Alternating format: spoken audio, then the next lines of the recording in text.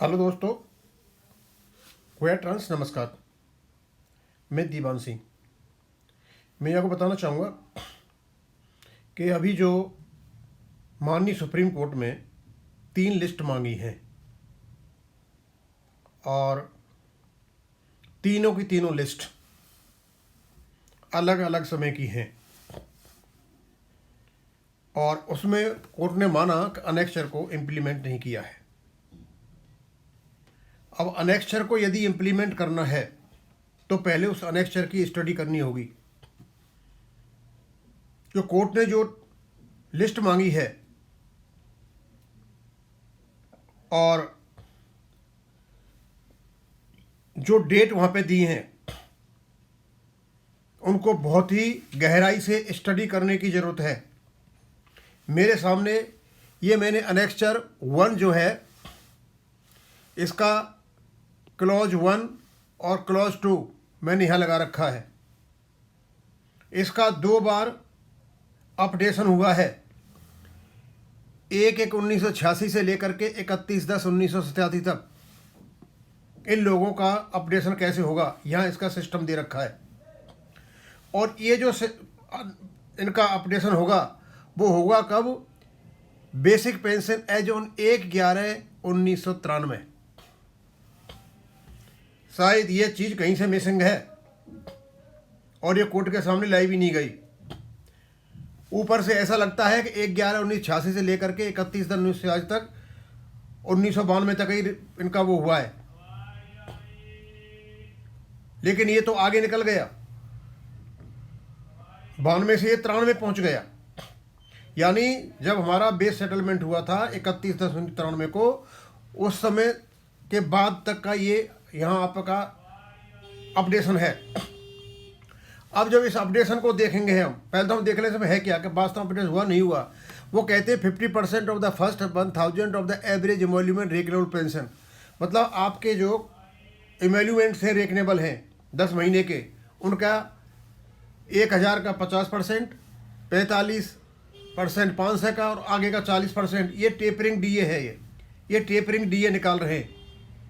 मतलब इस प्रकार जो डीए निकलेगा उस डीए को आपके किस में जोड़ दिया जाएगा? 50% of the average monthly emolument for the last 10 month के इसमें जोड़ दिया जाएगा।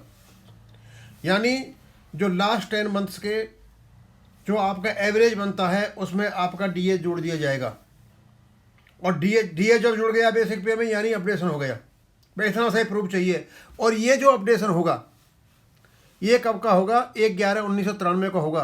और पहली बार इन्होंने 600 पॉइंट इसमें क्या डीआर के बेसिक पे में जोड़े हैं।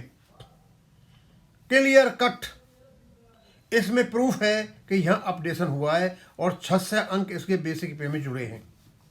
टेपरिंग डीए था उस समय, टेपरिंग डीए ही जोड़ा है। और टेपरिंग डीए जोड़ करके जो बेसिक पे निकाली है वो 1/11/1993 को होगी। इसका मतलब 31/10/1993 समझौता होता है, उसके एकदम तुरंत बाद इनका अपडेशन हो जाता है। ये हुआ 1/1/1986 से लेके 31/10/1987 तक। हमारे जो भी बैंक वाले इससे रिलेटेड हैं, जानकार लोगों से इस फॉर्मूला की अच्छी तरह से स्टडी करा लें और स्टडी कराने के बाद ही आगे रख के पहले 1/1/1986 से लेकर के 31/10/1987 तक 600 अंक डीए के बेसिक पे में जोड़े हुए हैं। और डीए जोड़ करके उनकी बेसिक पे 1/11/1993 को निकाली हुई है। सीधा मतलब है 1/1/1986 से लेकर के 31/10/1987 के लोगों का अपडेशन हुआ है। अब सवाल ये उठता है 88, 89, 90, 91, 92, 93 उनका क्या हुआ? या इनका ही किया गया और किसी का नहीं किया गया? या इसी बीच में रिटायर उनका ही किया गया और किसी का नहीं किया गया? अब आगे फिर और ये दे रखा है formula for updating basic pension and additional pension. इसका मतलब ये है कि आपकी अपडेशन इटर्नल है, उसका फॉर्मूला इसमें अपेंडिक्स 1 में आएगा। अपेंडिक्स 1 में 1 2 3 4 डाल करके बढ़ता चला जाएगा, जैसे जैसे बेस सेटलमेंट चलेगा बेस बेस बढ़ता चला जाएगा। उसी प्रकार का एक अपडेटिंग यहाँ दे रखा है, यहाँ पर formula for updating basic pension rates of workman who retired, यहाँ कुछ डेटें दे रखी है। दूसरा फॉर्मूला ये दे रखा है, यानी 2 बार ये अपडेशन हुआ है। अब सवाल उठता है कि हमारा अपडेशन किस प्रकार से होगा। यदि अनेक्शर की बात की जाती है तो यह 2 चीज़ें निकल करके आती हैं। एक तो निकल करके आता है कि हम बैंक एम्प्लॉइज हैं और बैंक का बेस सेटलमेंट हर 6 महीने बाद हर 5 साल के बाद होता है। तो हर 5 साल के बाद जो आपके डीए के पॉइंट्स आते हैं, डीए के जो भी होता है, जो भी इंक्रीज होता है, आपके जाके बेसिक पे में जुड़ेगा। एक बात। दूसरा, हमको जो डीआर मिलता है वो 6 महीने बाद मिलता है। 6 महीने में डीआर केवल और केवल सेंट्रल गवर्नमेंट एम्प्लॉयज को मिलता है। और आपका 35.1 आपका रेगुलेशन 1995 का पार्ट है। यदि कोई आपको दिक्कत होती है तो रेगुलेशन 56 का सहारा लिया जाएगा और रेगुलेशन 56 आपको CCSU 1972 में ले जाता है।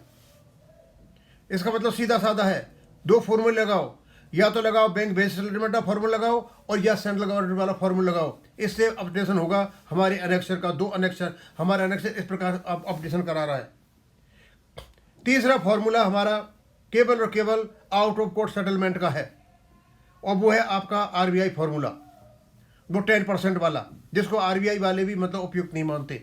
अब सवाल ये है कि जब कोर्ट ने अनेक्शर को माना है कि अनेक्शर इंप्लीमेंट नहीं हुआ है, तो अनेक्शर 2 प्रकार से इंप्लीमेंट होता है। एक तो ये कि भाई रेगुलेशन 56 बताता है कि जब भी प्रॉब्लम आती है आप CCSU 1972 का सहारा लोगे। अब क्योंकि आपको जो DA मिलता है, DR मिलता है 6 महीने के बाद मिलता है, जैसे सेंट्रल गवर्नमेंट एम्प्लॉय को मिलता है, तो इसका मतलब आप पर सेंट्रल गवर्नमेंट के रूल्स लागू होंगे। एक बात। दूसरा ये है कि भाई आप बैंक एम्प्लॉयज हो और आपका बेस सेटलमेंट हर 5 साल के बाद होता है, तो 5 साल में जो पेंशन अपडेट हो रहा है वो आप पर नियम लागू होगा। अब यहाँ कोर्ट कुछ कर सकता है, हम पर सेंट्रल गवर्नमेंट का फॉर्मूला लागू होगा या हम पे बेस सेटलमेंट का लागू होगा। ये यहाँ गवर्नमेंट के साथ में मतलब वो कोर्ट के साथ में बातचीत की जा सकती है और शायद करें भी। और तीसरा फार्मूला वही RBI फार्मूला है जो 2019 में आया हुआ था, क्योंकि अनेक्शर बहुत ज़्यादा स्पेसिफिक नहीं है। अनेक्शर में एक फॉर्मूला दे रखा है लेकिन इन्हें कहीं बनाया ही नहीं फार्मूला। अब इनको फार्मूला बना करके अनेक्शर में डालने पड़ेंगे अलग अलग समय के लिए। यदि आपको 5वें बेस सेटलमेंट में जो भी रिटायर हुआ है उसको 6वें बेस सेटलमेंट के फायदे देने हैं तो 6वें का डालना पड़ेगा। यहाँ से रिटायर हुए रुपये मिलेगा, उसके जाके यहाँ मिलेगा, उसके जाके यहाँ मिलेगा। इनको कोई ऐसे यूनिवर्सल फैक्टर पर जा करके पैर डालने पड़ेंगे जहाँ से ये समस्या हमेशा के लिए सुलझ जाए। अब ये कहाँ सुलझ के आती है वो पता चलेगा, क्योंकि अनेक्शर भी काफ़ी उलझी हुई है। इतनी आसान काम नहीं है जितना हम सोच करके बैठे हुए हैं। तो दोस्तों मैं आपको बताना चाहता हूँ कि इनका 2 बार अपडेशन हुआ है। एक बार तो 1986 से लेकर 1983 लोगों का हुआ है और उनकी बेसिक पे सेट हुई थी 1/11/1993 से आगे। और उसके बाद जिनका 1 नवंबर 1992 से लेकर के और सितंबर 1993 तक हुआ है जिनका ये वर्कमैन का।